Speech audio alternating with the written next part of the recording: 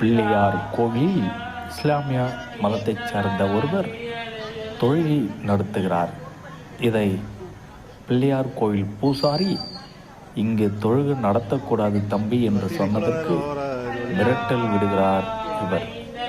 திருப்பூர் பகுதியில் அத்துமீறி இது போன்ற செயல்பாடுகள் தொடர்ந்து நடந்து கொண்டு வருவது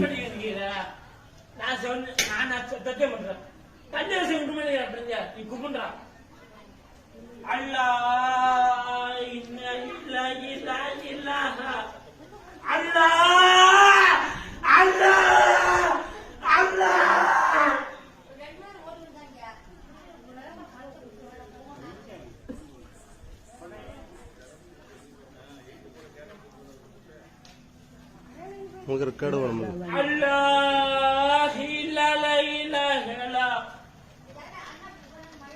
என்ன வேணலாம் சொல்லுங்க சாமி. போன் பண்ணுப்பா.